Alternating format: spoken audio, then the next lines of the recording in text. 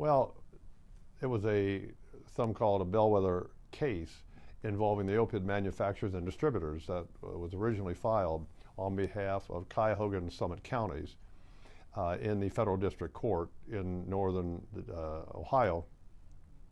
And these cases were selected by the judge to go first.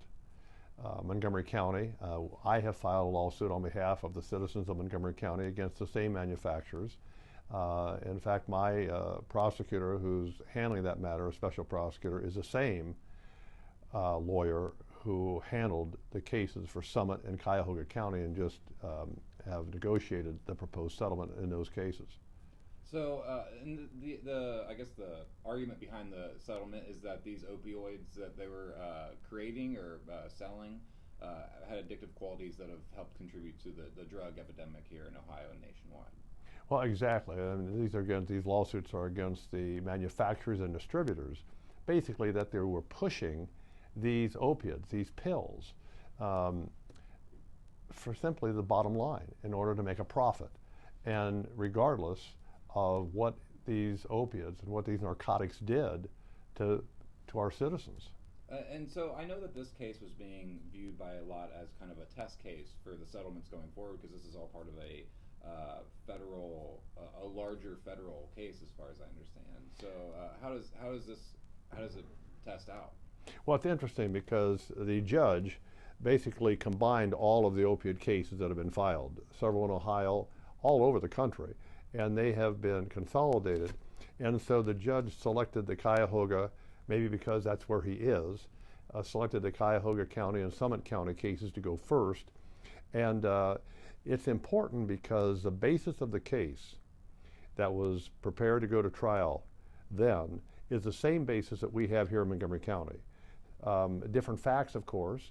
I think ours is even stronger. It's certainly a larger case, but the basis is the same. The grounds are the same. And so it was important because you get an idea of what the drug companies, how they're approaching that case, and also, as you can see, they are proposing a settlement now that's still being hammered out and will be supposedly, assumedly, will be approved by the judge in those cases, which is also very important because you can see the drug companies really did want to settle those cases. So what does this settlement do for, especially Montgomery County? How does it affect those locally? I know you said that you yourself are part of a lawsuit, but if this settlement goes through, does that money get filtered in? Have those decisions been made yet? Or are they still working those out? No, any of the proposed settlement for the cases that if they are settled, that were supposed to go to trial several weeks ago, that goes to those plaintiffs, just like Montgomery County, that I filed the lawsuit on behalf of the citizens of Montgomery County. Any type of award in that case will go strictly for Montgomery County. But the importance of the settlement of the case involving Cuyahoga and Summit is to give some type of a bird's eye view of what the drug company is thinking. And they obviously did not want this case to go to trial before a jury. And I think they know that anyone on that jury is going to see the effect that those drugs and the pushing of those narcotics and those opiates had on the communities, on the individuals, on all of the different agencies in the different counties. And I think they're going to see that juries are not going to, really take that very lightly. And I think they were expecting perhaps a much, much larger award if it went to a jury. So I think they were hoping to settle that case, which they are proposing to do. And it's obviously the best thing for the communities, the counties also. But what does it say that the case, if it is settled, they would admit to no wrongdoing throughout that settlement? Does that actually address the concerns going forward, or is this just because as much as $200 million is a significant amount of money, it's also probably a drop in the bucket compared to what this national epidemic needs to be addressed with? Well, the fact that there's a settlement to begin with is irrelevant to our case, in that we're going to go forward either way. However, like I said, to me it sends a signal that the drug companies realize that they do not have a good defense here, and that the counties in Montgomery County, Cuyahoga County, Summit County have a real basis for filing these lawsuits and could expect a large verdict. So I think that kind of gives us an idea of what the drug companies, again, are thinking about is going to happen. They don't want to go take this case, in my view, before a jury, because they don't know what the jury is going to do, except they can expect a large sum of settlement. I mean, pardon me, a large award by the jury. So how does that correlate to what you're planning here in Montgomery County? I know you have your lawsuit. Is it change the way you're approaching it? Does it change your expectations going forward? Well, no, I think it helps us certainly, and helps the citizens of my county here into how we're going to approach this case. And again, I spoke to my lawyers again this morning, and we want to get it on the docket to move it as quickly as possible. Of course, a lot of the counties and municipalities have also filed suits. They're hoping to do the same thing. There's also a movement and a possibility that the drug companies are suggesting of maybe a global type of settlement with a lot of different municipalities or perhaps an entire state at one time to try to resolve all of those lawsuits. And I'm more than willing to engage in those conversations as long as it's productive and beneficial for the citizens of this county. Would doing a settlement here at Montgomery County prevent any kind of further mobility for a kind of more federal level national lawsuit? Well, if we settled for Montgomery County, then it would take us out of the mix, and we would get our money. It would be our settlement.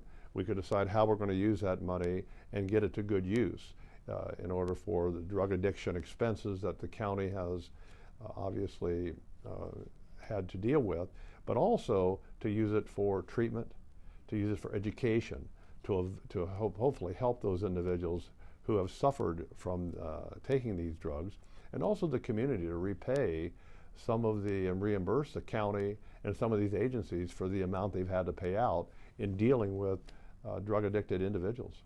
So how's this money, how should it be applied versus how will it be applied? Is that still up for debate? And who actually works out those details? Well, that's certainly still up for conversation because there's been a lot of suggestions on how to use the money. What I don't want to see happen, what I do not want to see happen is what happened with the tobacco settlement money. Ohio did a settlement for the tobacco and they wanted to handle it all of Ohio. And so they got a settlement on behalf of all the cities and counties in Ohio, promising that they were going to use this money for education. And as we can see, and as facts bear out, very little of that money was ever used for education. And we're not going to have the same thing happen in these opiate cases. We want to have control and to have input on where that's money going to be used to bring it back into our community, back into the citizens and voters of our county so that they get the benefit of it and so that it is useful and not just used for some state project that they want to put on. So you would still, though, encourage a settlement as opposed to saying hold out long term for maybe a much slower, longer process that may never pan out for. Certainly. I mean, there's always, and on any type of a situation like this, I'm more than willing to always engage in conversations to see where it gets us for possible settlement.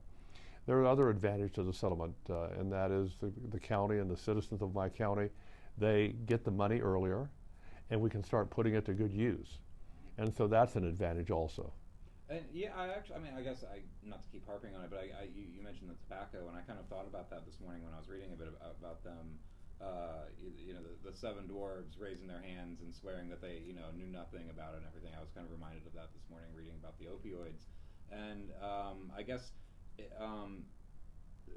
there's so many positions about where the money should go, how it should be used, who's guilty, if anyone here, and I suppose does settlements like this actually, do you think, realistically address the drug issue and actually work towards it in terms of counterbalancing versus the drugs that are continuing to come into the county? What it does, and this is why we filed this lawsuit, is it holds the drug manufacturers and distributors responsible for the problem that they've helped create. And so if we have this money and to reimburse the county and also to initiate programs to help those addicted to drugs, it's going to be huge. And it's going to be so beneficial. And so I think when we're hitting the drug companies, the manufacturers in their pocketbooks, That's what makes a difference. All right, perfect. I think that's good. And unless there's anything else you really wanted to underline or mention about I can't think. What did I miss? I think we've covered it. Yeah. All right. Very good.